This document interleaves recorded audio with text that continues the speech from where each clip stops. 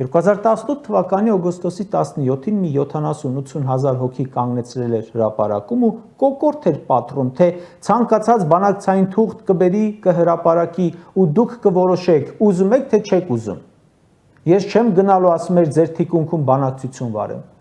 Ժողովրդի թիկունքում բանակցությունները վարելը ամբողջ ընթացքում ու հիմա էլ գրում է պատրաստ եմ ստորագրեմ։ Հələ մի րոպե, դու պատրաստ ես, դու պատրաստ ես ստորագրել անգամ այն ժամանակ, երբ այդ պայմանագրի մենակ պրեամբուլ անեիք գրել։ Իսկ հայ ժողովուրդը պատրաստ է,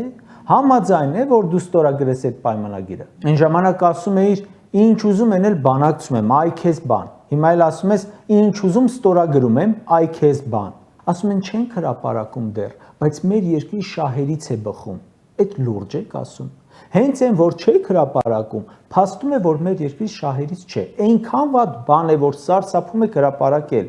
Մեկն ասում է մեր շահերից է բխում, մյուսն ասում է Ադրբեջանը անակնկալի է եկել, չէր սպասում, որ կհամաձայնենք։ Այսինքն այնքան վատն է, որ դաժե Ադրբեջանն է վստահ եղել, որ դաժե Նիկոլի նման ենթարկվող մեկը կարող է չհամաձայնի ու զարմացել է, որ անգամ այդ պայմաններին է համաձայնել։